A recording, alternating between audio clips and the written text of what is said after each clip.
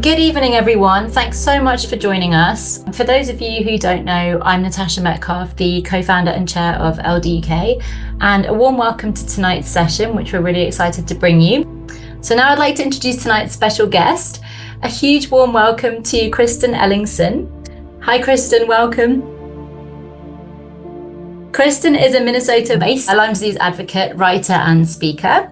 She serves as a Global Lyme Alliance ambassador and chairperson of a local nonprofit board. Living with disability and no longer able to work, she has turned her pain into purpose through advocacy, writing, speaking, and service, using her voice to push for awareness, change, and hope. A warm welcome, Kristen, again. Thanks so much for joining us, and we're so looking forward to your presentation.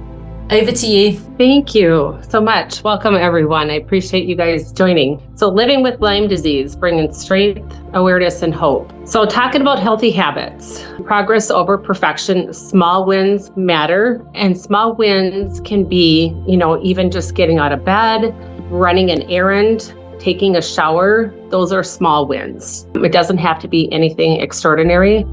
Listen to your body, not just expectations. Your body knows when it needs rest. And it's very, very important to prioritize sleep, hydration, and nourishment. Now that's different for everybody. I take supplements and that's what helps me. Even gentle movement, stretching, walking, pacing. It doesn't have to be major exercise or anything like that. Even just stretching can help. It makes a difference with me as well. And just reducing stress triggers where possible, that's a big thing for me. Even if you just take 10 minutes to unwind or journal, meditation, prayer is a big thing to even reset your body. And then just creating simple daily routines that support your healing. So I do for healing, like I do my supplements. I also take time to meditate and do daily devotions to kind of reset and get my day going. And that's what works for me in the mornings, is just taking that quiet time. Very, very, very important. So self-care, let's talk about self-care. It doesn't have to be anything luxury. Self-care can be a walk in the park. It doesn't have to be anything that costs money either. Self-care, again, can be meditation, listening to a positive podcast, those things, anything to encourage yourself or lift your spirits up is a big deal, I think. And then learning to say no without guilt. That was a tough one for me, but I got better about setting those boundaries. And it's okay to say no. Rest is very productive and necessary, and it is. Your body knows when it needs to rest, and I always encourage people to not push yourself. You don't have to push yourself through anything. So that's one thing I would recommend. But protecting your energy, physical, emotional, and mental, that is a big one. You have to protect your energy. You really do, because if your cup isn't full, then you can't really pour into others. Like my cup, if I don't keep my cup full, then I'm not able to pour into others at all. So that's one thing, is just protect yourself. Get the rest you need, the emotional, the mental, it all kind of goes together. For me, it's even a spiritual thing for me as well. And then give yourself grace on hard days. It's okay to give yourself grace. It's okay to give yourself permission to rest, take a day off, not do anything. I even work on diamond art. Diamond art is one of my things that I do that's very therapeutic. And then I just take time to relax and unwind. And then nature too is also important. Celebrate what you can do, not just what you can't do. So that is big. Celebrate what you can always do. And it might be just getting out of bed. It might be just something so simple as that. And that's okay. If it's only getting out of bed for the day, that is just what you can do. And there's nothing wrong with that. Everybody's Lyme journey is different. So living with an invisible illness. It is definitely an invisible illness. So one of the things that I get, and I'm sure many of you get, is when we're told that we look fine. Well, looking fine does not mean we are fine. One thing I do say is to people now, I may look fine on the outside, but I wish my appearance matched how I feel on the inside. And that is one thing that I do say to people, looking fine does not mean we are fine. And people just don't understand. And our symptoms, are very unseen. They can't see arthritis. They can't see that I've had 9 surgeries. They can't see that I've had 2 neck fusions or neurological issues or that I'm losing my balance, And so they just always think you're fine because you look fine. And so that's one of the stigmas I'm trying to break. Pain, fatigue, neurological issues, that is something I'm actually dealing with right now. I have neuro-Lyme. So there's balance and unlimited mobility. Last year, I was almost crippled, actually. It put me in the hospital, and I was hoisted up by machines and spent many, many days in the hospital. Not sure if I'd ever walk again. So I can walk now, very slow, but I'll take that over a wheelchair. I thought I was on my way to a wheelchair. And so here I am, but they sent me to Courage Kenny, and I had to really fight to get my strength back. And I've done it. So I'm celebrating this win for me. You don't owe anyone proof of your illness. You don't owe anybody explanations. It's whatever you're comfortable sharing. I've had to set those boundaries too. I was over-explaining, always thinking I had to give everybody an explanation, and I'd over-explain, and it's like, wait a minute, why am I doing that? I don't have to do that. Especially like if it's medical transportation or someone that's picking me up and I don't know them, I don't really owe them that. So invisible does not mean imaginary. And so that's another thing that people always say, you're looking fine, or they think it's in your head. That's one of the things that I've had to deal with family. They just think it's in your head, and it's like, no, it's not in my head. This is real, and it is real. It's real for everybody that's struggling with Lyme disease. And then educating others versus protecting your peace, and then choose that wisely. So you can choose how to protect your peace, and educating is very, very important because some people they don't know. And it's okay to explain, that I have Lyme or that you have Lyme, but you don't have to over-explain. Like that was one thing I was guilty of doing. This is another one. Yeah, I may look fine, but here's what we can say. I'm managing a lot behind the scenes. Symptoms aren't always visible. These are things that you can say to people. So you can respond or choose not to. Set those boundaries without over-explaining, which I've been very guilty of. And now I've gotten so much better about not over-explaining. And then their understanding is not required for your reality. And they don't have to understand it. And it's okay. I know that it can be frustrating if they don't, but we can't control how others respond. We can just control how we react, right? So I just don't take it personal anymore. It's my journey. It's your guys' journey. And, whether they understand it or not, that's something that we don't have to feel guilty about. Balance. So balance looks different every day for everyone. Managing your energy. So that can be resting, taking breaks. Maybe for that day, you give yourself, I call it spoons. Maybe you give yourself 4 spoons that day. And when you use those spoons up, that's what works for me. Then I'm done. I don't push myself harder. I don't do any more. But resting, taking naps. Otherwise, I feel like if I don't do that, I crash, and I don't want to crash. So I'm trying to save my energy and get through the day. But I use the spoon theory, and that works for me. And sometimes I'm only allowed 4 spoons, and that's what I give. And then if I have extra spoons that I use that day, then it actually takes away from my tomorrow. And then I know the next day I have to rest more, or I have a flare up. So that's just one thing that works for me. I don't know if that would help you guys, the spoon theory, and that's pacing yourself, getting through the day and not having to push yourself harder or anything like that. It's okay to also cancel plans and change expectations. Your body knows, and it's your health, your journey. And so it's very, very important that if you can't do it, a plan, it's okay to cancel and not feel guilty. I've had to do that a few times, and our health has to be priority. That's what I say. Our health has to come first. Learn your limits and respect them. And that's where you can learn to say no, rest. And there's nothing wrong with that at all. Nothing to feel guilty about. Rest is very crucial, especially while we're healing with Lyme disease. So roadblocks and challenges. So here's another one, the misdiagnosis or delayed diagnosis. That I find happens a lot, especially when you don't get a bullseye rash. And that's why it gets delayed or misdiagnosed, because you never got the rash. And so now I was sent to doctor after doctor after doctor, specialist. It took me 2 years of being sick before I was finally diagnosed. So then it became chronic Lyme. And now I'm dealing with that, trying to feel better. Lack of awareness, especially globally.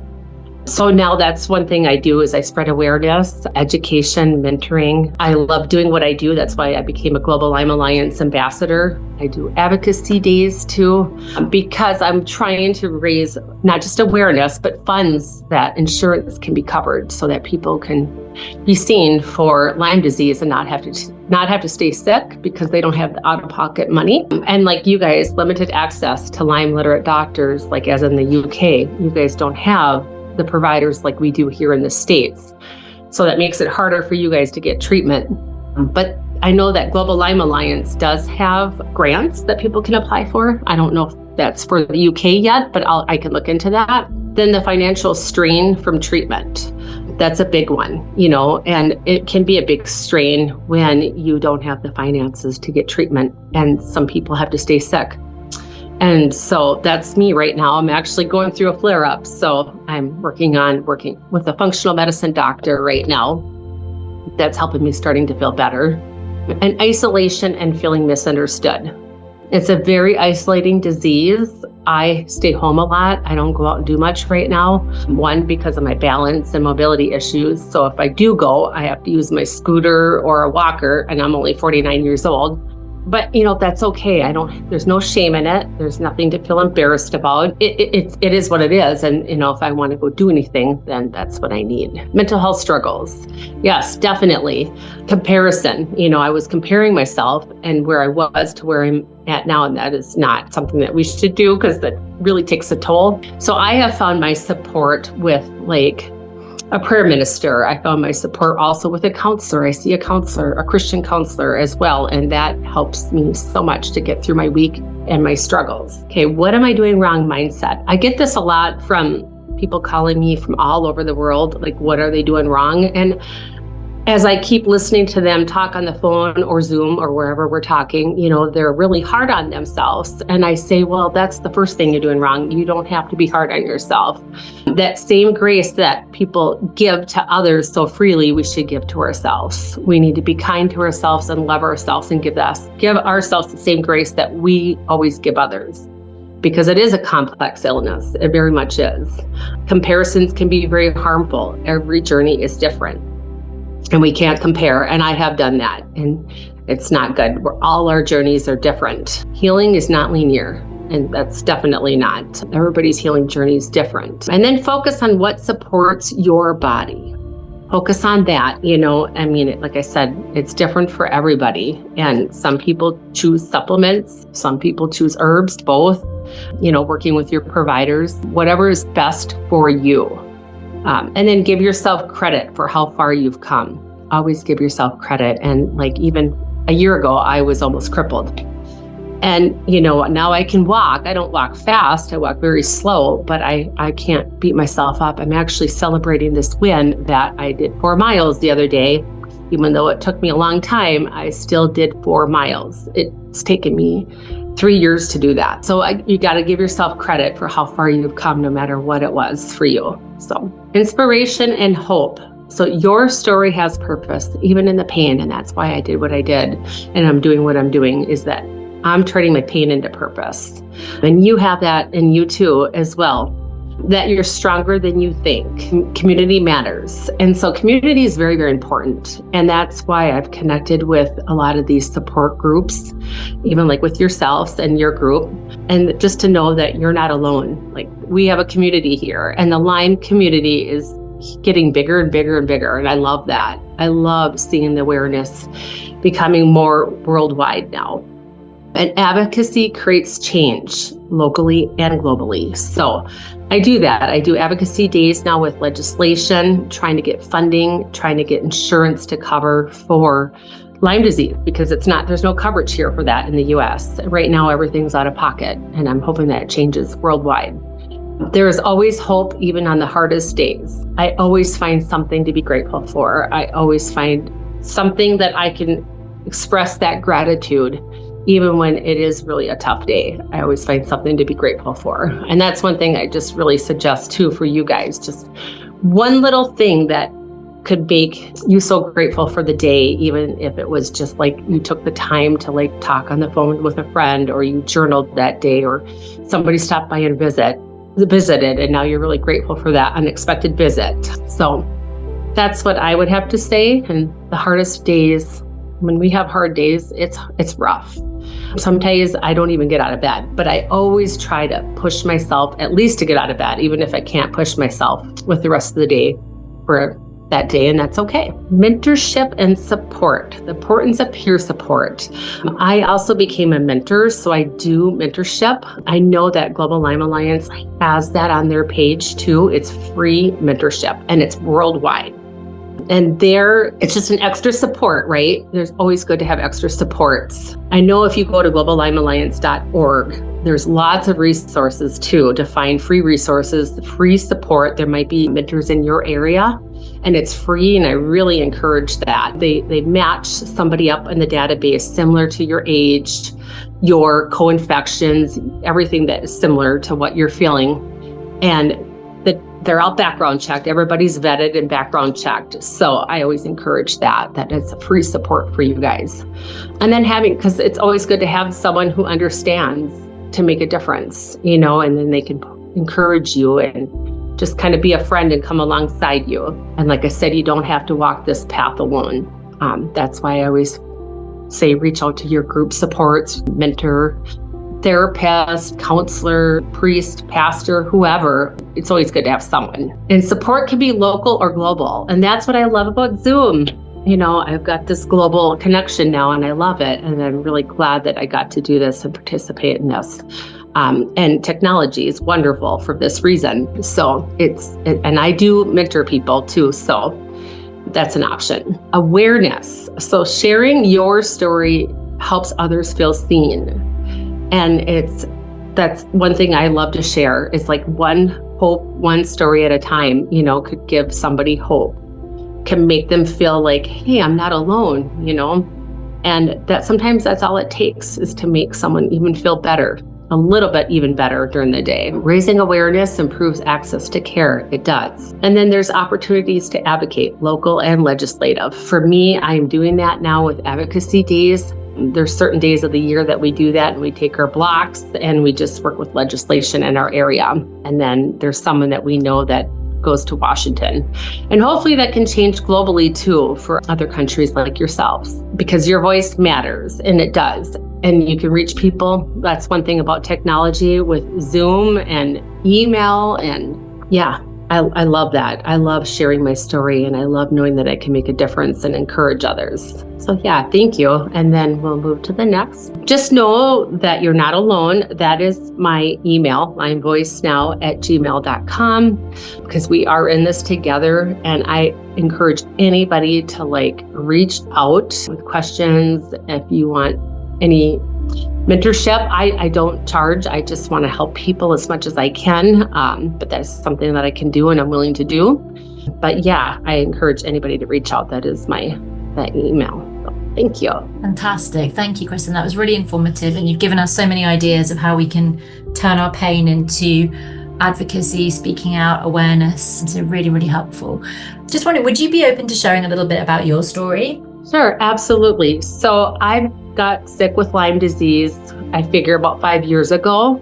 And that's when the symptoms were happening, but it took me 2 years of being sick before I was diagnosed. So it was the hair loss. That was one of the things that I lost my hair. So now I wear wigs. This is a wig, by the way. And I've actually embraced it. I found it to be fun, actually. I cried at first because a woman losing her hair. I mean, I had beautiful hair. I mean, it was like, oh my gosh, I can't lose my hair.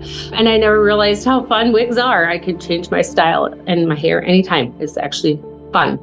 So it was the hair loss. And then I gained 60 pounds and I'm like, well, how can this be happening? I've always ate healthy. I exercised. I was always fit. I was a long distance cycler. I hiked. I got medals, and I'm just packing on the weight. And I'm like, what?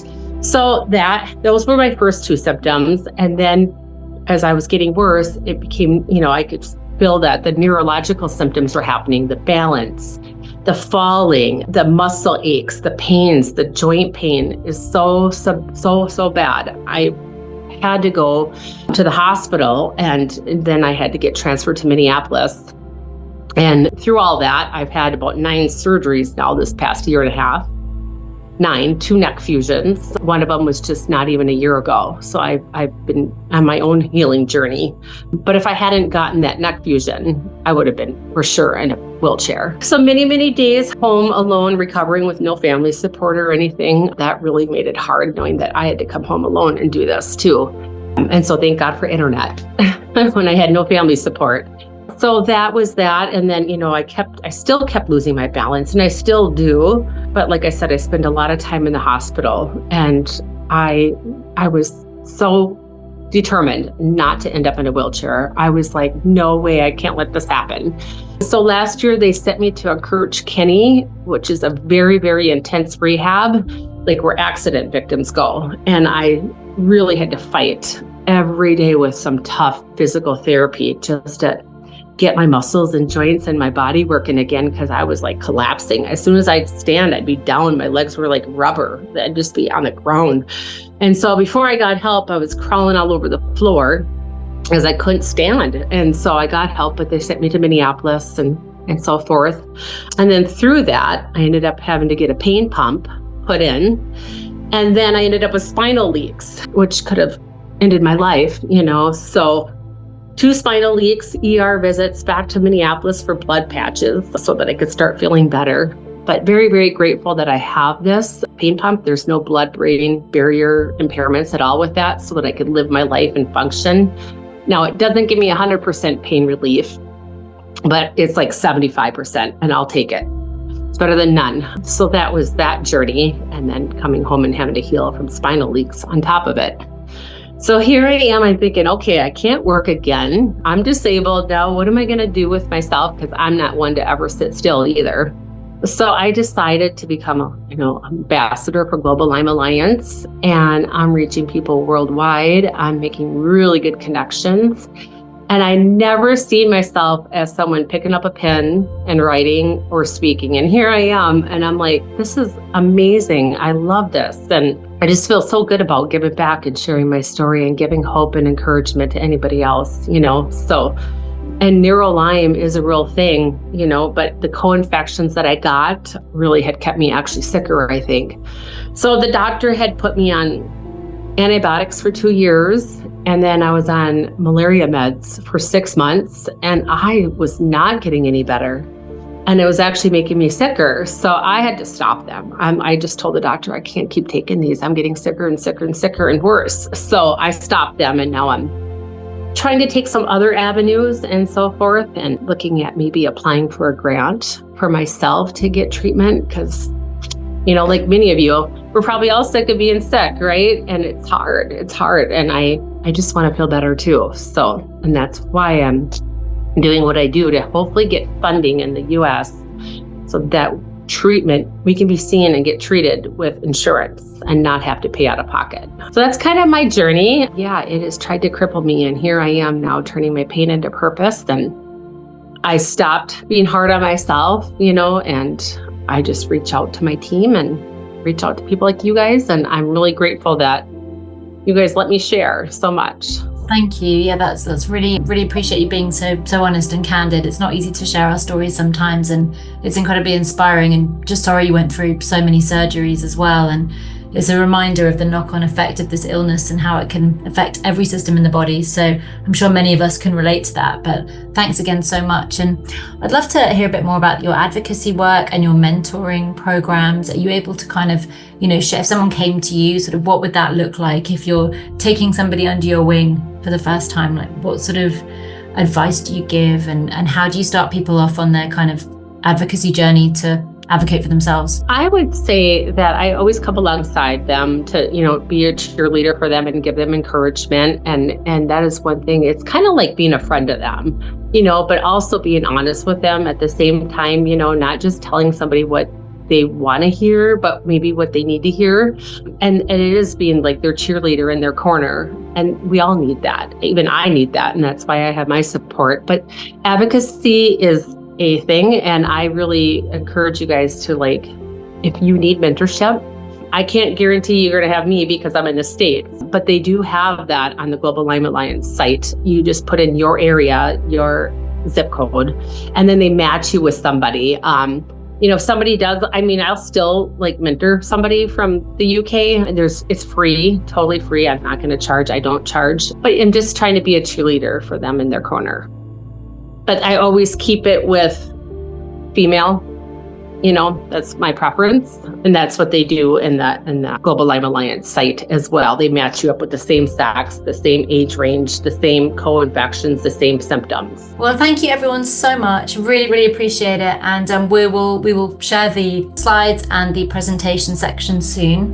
And just take care. I hope everyone can stay cool. Yes, you can try to stay cool too. Thank you. Good night, everyone.